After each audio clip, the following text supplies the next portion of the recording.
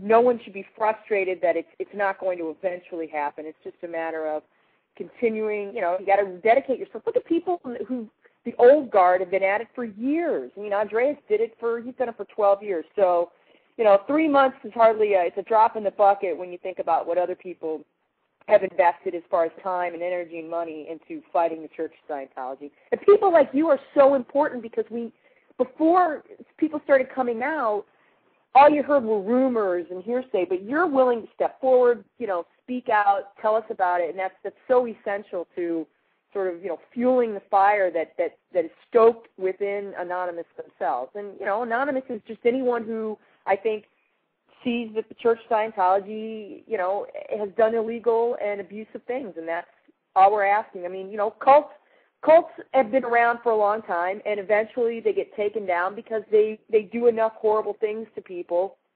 Let's hope that, where do you think David Miscavige is now? I mean, physically, I've heard he's, flying around on the free winds in the Caribbean. I've heard he's held up in Yemen. Where do you think, based on, your experience, David is holed up right now? Well, they have an event coming up in May, and that's the anniversary of Dianetics, the May 9th event. So most likely he's either at the INT base or he's at the free winds preparing to do that event. That's literally what he's doing. I mean, every 3 months they have these events. They have one in March, they have one in May, they have one in June, they have one in September, and then they have one in October, and then they have one in January, and they have, December 31st.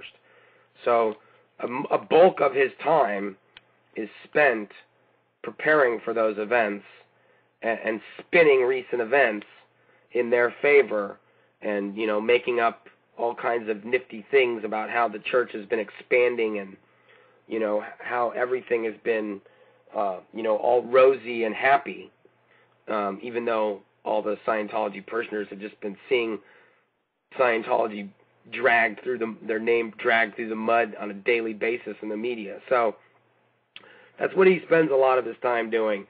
I know for a fact that on, I think it was on the first or second picket, David Miscavige himself insisted on driving by and seeing what this picket was all about. And so he's on land as far as you're concerned. He's not hiding. He's not running from the law. He feels he has every right to just go about business because does he think Anonymous is just going to give up? Is that his hope? I think so. I think that they're going to, they've got all these videos that they're putting out on their Scientology website, and they're basically trying to, it's funny though, Anonymous has really dictated where they've gone with their approach on getting new people in. Their entire website is in that same kind of video feel of, that's how we're educating people, with videos. Up until 3 months ago, they had just a labyrinth of sites. They were all text-based sites.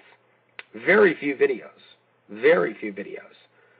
Maybe 10 videos throughout all of their websites.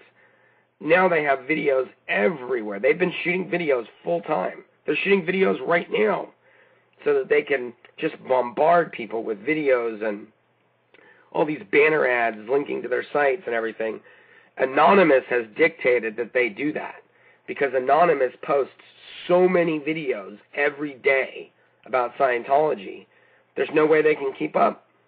So I don't think David Miscavige is hiding, but I think he's definitely concerned. I think that that he definitely sees this as a major threat, and it's definitely not helping him get anything else done that they were supposed to be working on before Anonymous showed up. And I think that's another great thing about Anonymous is they are taking up so much time of the churches that the church is not going to be able to carry out all their expansion plans and all their programs and all of their activities that they were planning on, because every month they basically got to shut down for a protest all around the world. That's a guaranteed day where no one's going to be doing anything. is when Anonymous shows up. And that's every month. And that's a big deal. That's a big deal to the Church of Scientology. So anyway, but yeah, I don't think that's a good point, because every day that they're, I talked to another person who used to be a Scientologist who I talked to pretty frequently. And they said the exact same thing. Every day that Anonymous keeps them out of the org is money they're losing and work that's not being done. So these flash raids are actually pretty good strategy, because they're not expecting them. They pop up all of a sudden. It draws people's attention to, Scientology. It freaks the Scientologists out. Not that anybody wants to upset, these already clearly upset people. It's not the rank and file members I think anyone's after. I mean, that's pretty obvious. From my perspective, it's one person. It's David Miscavige. He is the one person I want to see brought to justice. Do you think that will happen, Mark? I think if enough people come out, I think if enough, like Jenna, Jason, all these people that are coming out and saying, this is what happened, this is what went on, I think if enough people like that actually come out and say that, then that's also going to then prod other people to come out, because I think that's a big thing right now. Is it's almost becoming safe for somebody to speak out about Scientology, and more people are comfortable with doing that, because that's another thing. When you work for the church, you are made very aware of what they do to people that defect. I mean, they definitely make life miserable for those people. So when you leave, that's the last thing that you want to do, is come out saying all the things that happened. And I think that's a lot of reasons why, David Miscavige hasn't already been brought up with, violent abuse charges or something, physical abuse charges, because by the time somebody comes out and says, yeah, he beat the crap out of me, 4 years has gone by. Well, right. What can we do? And everybody who was there is not going to say anything. They're all going to say no. And Dave Miscavige didn't do anything. I was there. There was 20 of us there. Nothing happened. So it's a little bit hard. But if enough people come out and say, yeah, he did this, yeah, he did that, yeah, he did this, I mean, you can't deny that when you've got hundreds of people saying that that's what happened. It becomes almost like, hey, man, what's the deal? You're beating people up. So, and if anybody is doing it, it's him. It's not like everybody at the int base beats everybody up. No, right. It's David Miscavige. He's the only one with the most power. He's the only one who gets away with it. Other people, you might get in a scuffle or get in a little fight with somebody, but the next day it's all over and you're fine. But David Miscavige is literally, just hitting people and smacking people, and you can't do anything. You just have to sit there and take it. So I think that if all this keeps up, I think that there is hope that he'll be dealt with and justice will be done. I'm sure that will be a sweet day for you, because there's nothing like being humiliated.